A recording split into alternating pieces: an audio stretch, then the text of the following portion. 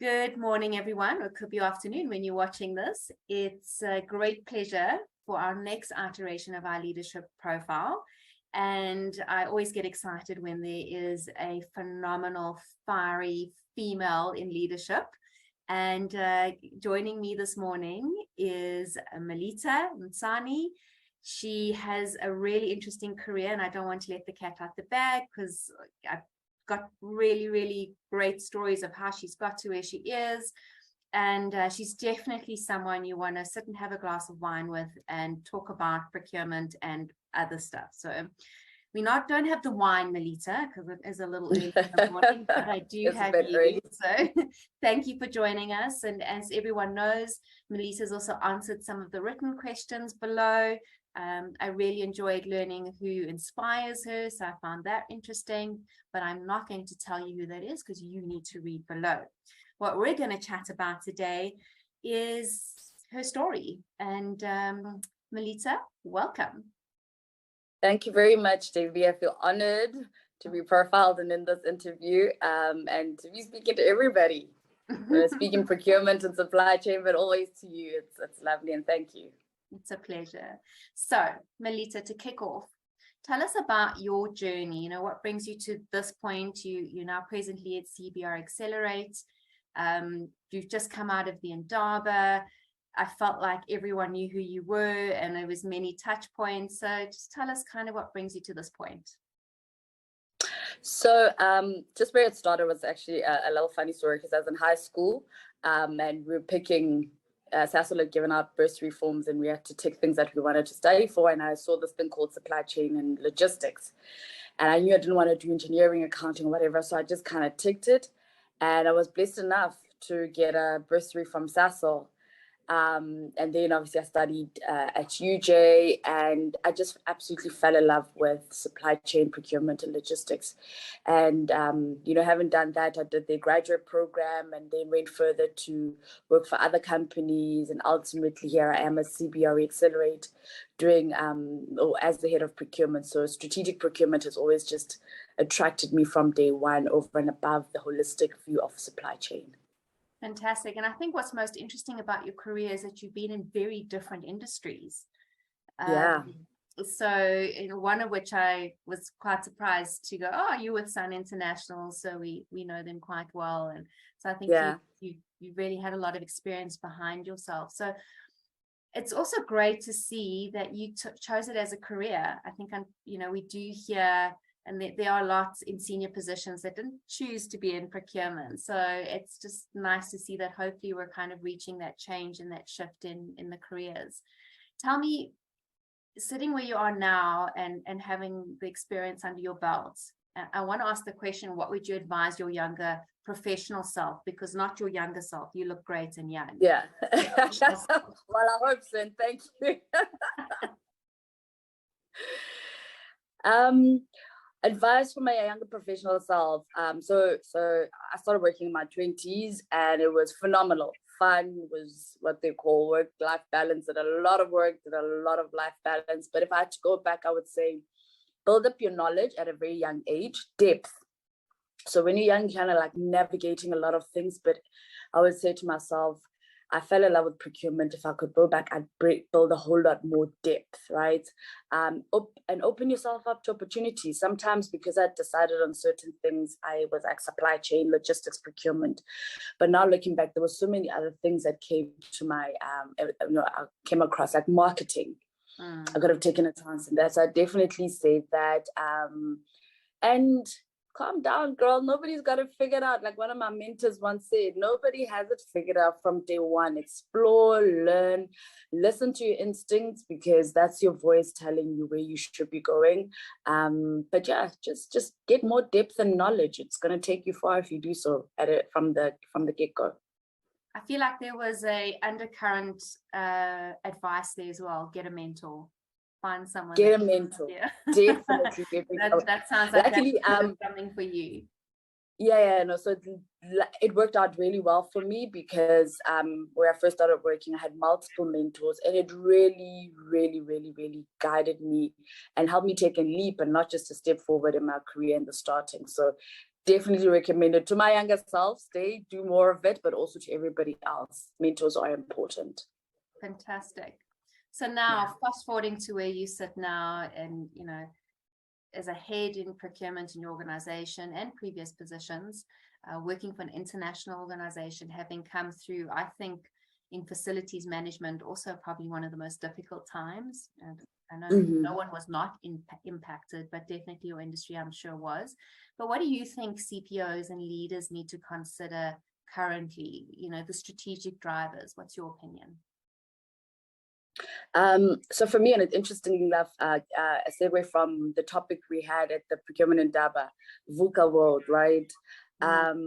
It's the marriage of and the influence of procurement in the business and industry, or rather the business strategy, and the other way around. You can't separate the two. Procurement can't exist on its own because it exists for the sake of what the business is doing. So understand the business strategy and how you influenced it.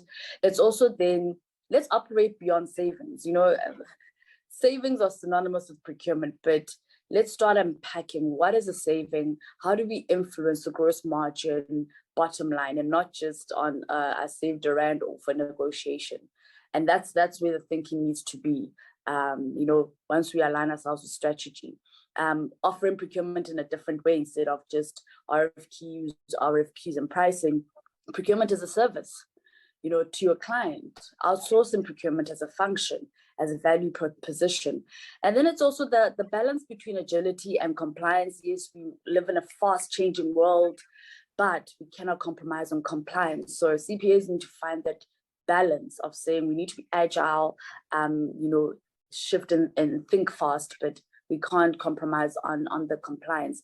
And then of course it's building the talent around it, because you can all of these things, but if you don't have the right people, so it's developing them, it's sourcing the right people, and as a leader, structuring to say, how do I take my team forward towards the business strategy vision, and then the procurement strategy. Yeah. So I think those are the key 4 things I would say need to be thought of by any CPO. I love the expression procurement as a service. I think you might have started the smart procurement ball rolling. I'm definitely going to leverage that. We're going to quote you, source, Melita. Source. And speaking about talent, that kind of leads me to my next question. Tell us about your team. What makes them proud? I think we often talk just to the CPOs historically, but no man is an island, no woman is an island. Tell us the success stories. Tell us about them.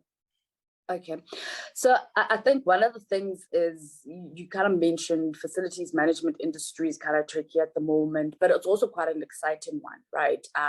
So the gist of it, you have to do a lot with a little, including your resources. And with my team, we operate in Middle East Africa. We operate in about 24 countries, but I don't have a procurement representative in each one of those. So what we'd have to learn to do is kind of consolidate and do regional type of procurement.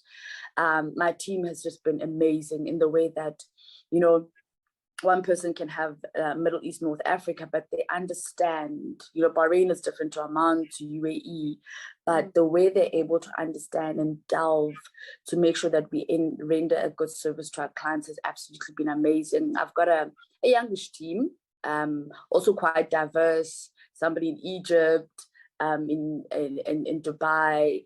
I've got a French-speaking person, South African, so that brings a beautiful dynamic. They're relentless in how they just make sure that we help our business development team and our operations deliver quality service. I'm always just so impressed. Sometimes actually last week I sent them a appreciation Friday text, just saying I'm always amazed at how they deliver, no matter what. They deliver on deadline, they deliver in terms of innovative thinking, or just trying to, do a little with a lot. Or rather the other one, a lot with a little. Yeah, so I'm absolutely in awe. And they're quite experienced. Some of them are new, but they lend themselves to just being stretched and learning and delivering. So what I'm hearing is that the team is mostly remote? Yes, so it's quite remote. I still have a couple out here in South Africa because I'm based in Johannesburg, but yes, we've got quite a widespread. How do you manage vision and team engagement being in this remote, and not only remote, but also very different cultures, but what I'm hearing, they're all based all over the world. Yeah, so I think it goes back again, the word you use, vision, right? You have to, with your team, before you depart and go in your different directions, physically or not, is establish the common goal. Why do we operate as a procurement department? That needs to be, then that goes back to alignment to business strategy. You need to make sure every team member understands why the business exists, why the function exists, and what their role is. So that's what has been my departing point.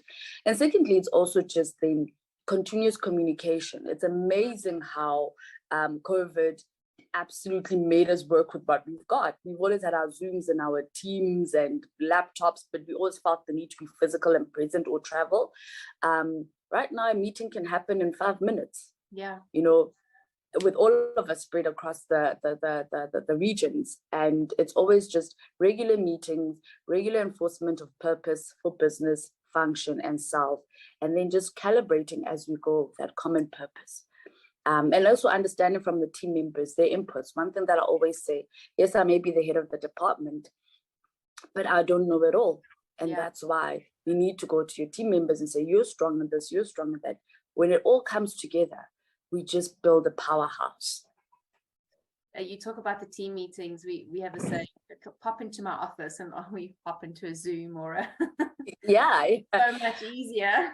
It's so much easier. And it's a Zoom, it's a WhatsApp Teams meeting, because you don't have to wait for the meetings to happen. So WhatsApp group where it's like, guys, who's working on this, or I need this, or let's do that. Is everybody okay? Check-ins. Be right here, right? Technology is not just Instagram and Facebook. That WhatsApp capability has really also taken it to the next level. Fantastic. I wanted to ask you a little bit more around, maybe in your environment, or even just your opinion, do you see procurement's effectiveness being improved by digitization? And after you've just spoken about the value of a team that really understands their regions and the nuances, what do you think? So one of the biggest and best things as well is digitalization, right? In procurement, a majority of our decisions is based on information, and we sit on loads and loads and loads of data. So the more we can become automated and intelligent, the smarter we can be in the decisions and engagements we have with our service providers. So for me, mining all of this data, I can't say I'm a guru or anything close to it, but our ability to mine all of this data and present it in an intelligent manner that helps us make decisions, whether it's through simple analytics, machine learning, robotics, whatever you call it, that's where procurement is going to gain. And the faster as companies, as departments and functions within the space, we kind of jump on that bandwagon, the more advantageous it's going to be to ourselves.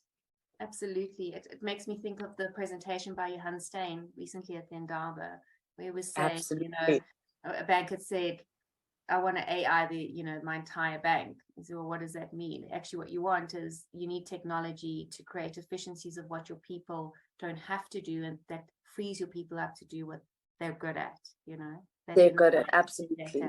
Absolutely. So I don't know if you can tie it down to one moment. Mm-hmm. What for you has been in your career, and if you want to give me more than one, I'm okay with that too, has been your aha procurement moment where you went, I should have done that, or that's the way I'm going to approach things? Yeah. So I think, coming from studying, and I'll say specifically, when I first started working, it was at Sasol, and we had what we called in a procurement department, but it had different classes, right? There was a business enablement, but demand management, and then there was the contracting.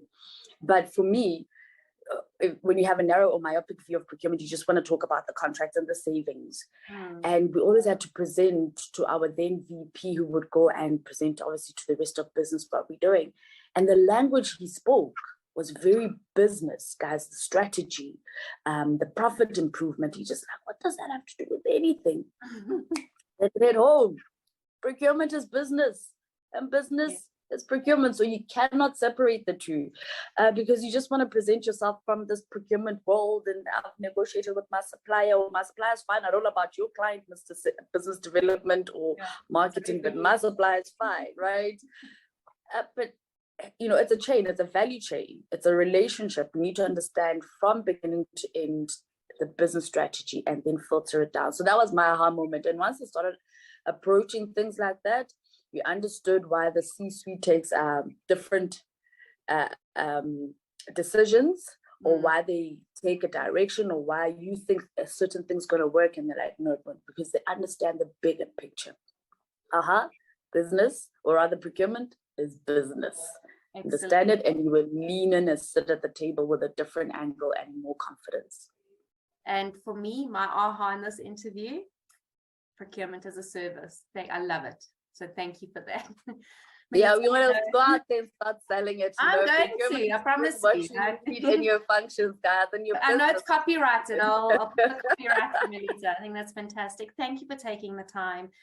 Thank you for supporting professionalization and engagement. And we need more leaders like you. So all the best with your career and all the amazing things you're doing at CBRE. And we look forward to watching as you navigate your next adventure. Thank you very much, Debbie. It's been a pleasure speaking to you, and I always look forward to these engagements. Likewise.